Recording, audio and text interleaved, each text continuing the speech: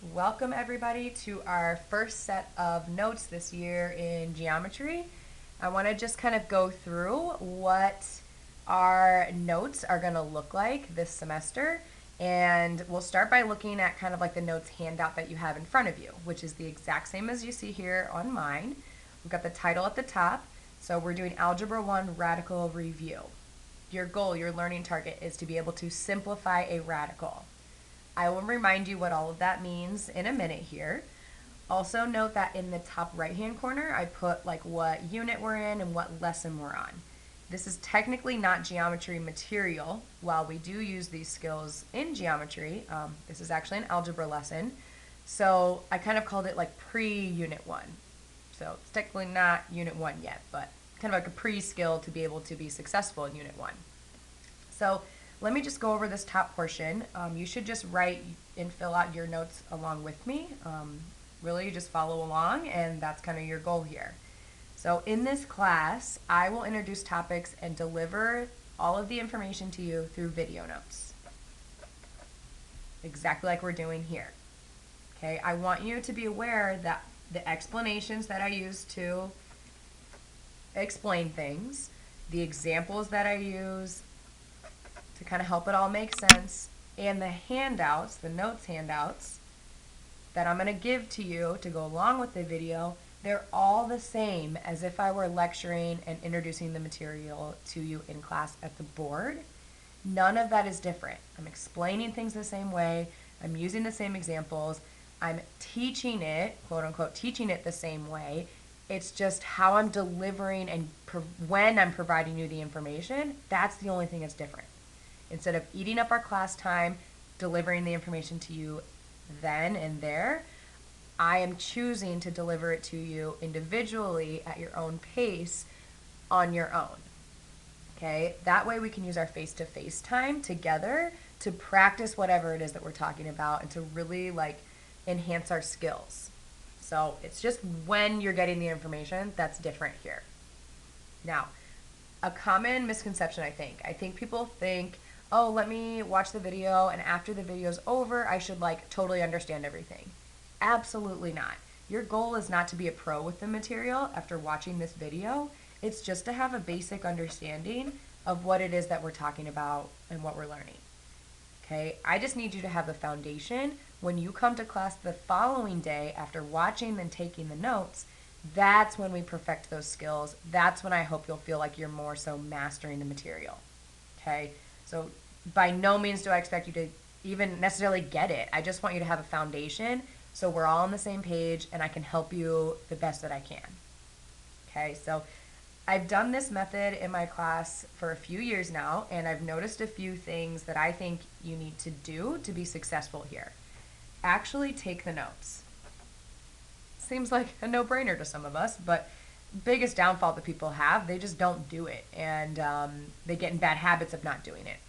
I think usually things start out okay, but then people get lazy, old habits come back into play, and they just stop taking the notes, which makes them so behind and makes class time honestly worthless because you don't know what we're doing, you don't know what we're talking about. So actually committing yourself right now to taking the notes every single time, that's your biggest key to success. Okay, second thing is listen to my voice. I know it can be very painful to listen to my voice. I get it. But just having the subtitles on the bottom of the screen, not using headphones and just kind of like watching, okay, maybe that works for some people who are just like really good at math and they pick things up easily. But for most of us in this class, that's not going to work. Okay, you need to hear my voice, you need to hear how I'm explaining it. Sometimes I say things that I don't write down, so listening is crucial. And then lastly, ask me questions the next day where you don't get things, okay? People say, oh, I can't ask a question when I'm doing video notes at home. Okay, well, not in real time, but of course you could like circle number 2 down here and say, whoa, wait, how'd you come up with that? Ask me the next day. I'm going to be coming around and talking to you within like the first 5 minutes of class. So ask me right then and there. Okay, don't let your questions go unanswered. I want to be able to communicate back and forth. Now, like I said, today's lesson technically isn't geometry. It's actually 100% review from Algebra 1. Yay, I know you missed Algebra 1. All I'm going to do today is I'm going to remind you, I'm not assuming that you like remember this fully, but I hope that you kind of remember some things. So I'm just going to give you reminders of how you simplify radical expressions. You've got to know this skill. I've already talked about this, but in lesson 5 of Unit 1 in geometry, we come across problems where you have to be able to simplify a radical like these first 3 here to be able to get those types of examples correct. So without this skill, you'll never get those problems right. So pay attention. Here we go. And really, guys, this isn't even notes. It's just me showing you some examples to hopefully refresh your memory. So the directions say simplify each radical. That means there should be no decimals. Okay, so I'm not trying to go to my calculator here and type in, oh, square root 60. And I'm not trying to say, oh, the decimal is 7.7. No, I'm trying to simplify to get an answer that's like 2 radical 5, something like that. Now, number 1, I hope that jumps out at you, but you could just put this in your calculator, if I can type it in right. The square root of 49 is 7. Now, radicals are just square roots. And the square root, that symbol, just means, well, what number can you times by itself to get 49? So think about it. 7 times 7, that's 49. So 7 times itself gives me that number underneath. So the answer is just 7. 49 is what we call a perfect square number. So sometimes I'll make little notes here off to the side. Perfect square numbers are numbers, let's see, 1 times 1 is 1, 2 times 2 is 4, 3 times 3 is 9, 4 times 4 is 16, blah, blah, blah. You get the idea. Perfect square numbers should be super easy. It just ends up being a nice whole number. But what if it doesn't? What if it is like 7.7, like 60 is? Well, if you remember, in Algebra 1, most of you probably learned how to simplify this using factor trees. So you just break 60 down into all the prime factors, and then you use that to rewrite it. So let's see, 6 times 10 is 60. I circle all the prime numbers, places that I cannot break down any further. Okay, here's how you rewrite this. So for every pair, there's like a pair of 7s right here, so it ended up just being plain 7. So when I look at my prime factors, I see a pair of 2s. For every pair, you bring 1 2 out to the front. The numbers that do not have pairs, 3 and 5, they stay underneath together and you multiply them.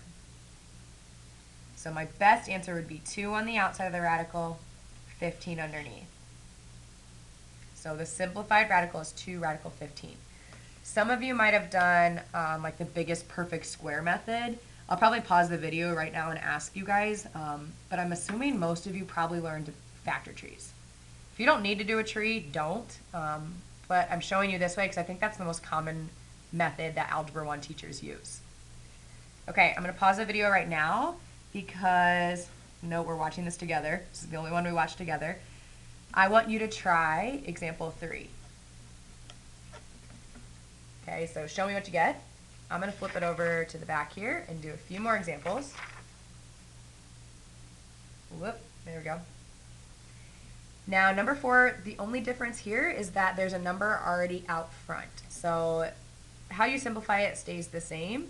Just know that when you start your answer, so if I kind of got my answer going here, I just have to put -3 out there. Otherwise, I still break this down like I did on the front. So I would do 9 times 2, and then 3 times 3. So I see a pair of 3s. So for every pair, I bring 1 out. And that 3 is going to be multiplied by that -3. And this 2 is going to stay underneath. Okay, so the best answer is -9 radical 2. Number 5 is an addition problem. If you recall from Algebra 1, to be able to add radicals together, they have to be like radicals. Meaning like they need to have the same number underneath the radical. So right now it looks like they're not like radicals because this is radical 8 and this is a radical 2. But don't be deceived, you can actually break these down. I cannot break down 2 because that's a prime number, so that's going to stay 5 radical 2. But I can break down the 8 here. So 4 and 2, 2 and 2. There's a pair of 2's, so 2 comes out, 2 stays under. Now these are like radicals because both of these little radical terms here are something radical 2. So you can add these together. You're just counting how many radical 2's there are. There's 2 here, there's 5 here, so there's 7 radical 2's total. All right, I'm going to pause it because we're together as a class here, and I want you to try number 6. Try this addition and subtraction radical problem. Number 7, honestly, we're kind of going pretty far into radicals when I do a problem like this. As far as Unit 1 in geometry, you necessarily won't have to do division of radicals in this unit, but it's good to refresh our memories on how to do this stuff. To simplify something like number 7, really the only thing wrong with it, I couldn't reduce 20 over 7. I would always try that. I would say, okay, can I reduce 20 over 7? No, that just gives me the mixed number version of it. So the only thing wrong with it, and I'm going to rewrite it as radical 20 over radical 7, give each number its own radical. The only thing wrong with this, why it's not simplified, is there's a radical in the denominator. And I don't know if you remember this, but that's a big no-no in math. So you have to do something called rationalize the denominator. To do that, you multiply the top and the bottom by radical 7, whatever was in the denominator. And on the top, these are both radical numbers, so I would just do 20 times 7. So I'd say radical 140. On the bottom, radical 7 times radical 7 is radical 49, which is just 7. So really the radicals just cancel out, and you just have 7 on bottom. That's why I chose to multiply by radical 7, because I knew it would make the radical just go away. The only other thing wrong with this is, I'm going to do it down here, is I need to see if I can simplify 140 using a factor tree. So let's go ahead and do that. So I do 7 and 20, and 4 and 5, 2 and 2. So let's see, I see a pair of 2's. Let's get my final answer going here. The bottom, there's just going to be a 7, don't mess with that. But instead of radical 140 on top, I'm going to bring a 2 out. 5 and 7 will stay underneath, so that's for 35. Those are fun. We all love that problem. All right, last 2 here. These are much easier. Fractions are by far the hardest type of problem. You can multiply anything, you guys. You can't always add and subtract things. They have to be like terms to be able to do that. But as far as multiplying goes, I can go ahead and multiply these radicals. Doesn't matter that they're not like terms. Basically, to bring these together, you just multiply the numbers out front, and you multiply the numbers underneath. Then you see if you can make it better by doing a factor tree. So bring the 21 down. Weird arrow, sorry. 2 comes out, so that needs to be multiplied by 21 on the outside. 3 stays under. 21 times 2 would be 42 radical 3. Being able to see it would help. Okay, and then number 9, I threw this on here because I want to remind you what squared means. Squared means something times itself. So you got to multiply 2 radical 3 times 2 radical 3. And then same idea as the last one. Multiply the numbers out front. Multiply the numbers underneath. Ooh, perfect square number. The square root of 9 is just 3. So this is really just 4 times 3, which obviously is 12. Okay, that's technically our first video notes for this semester.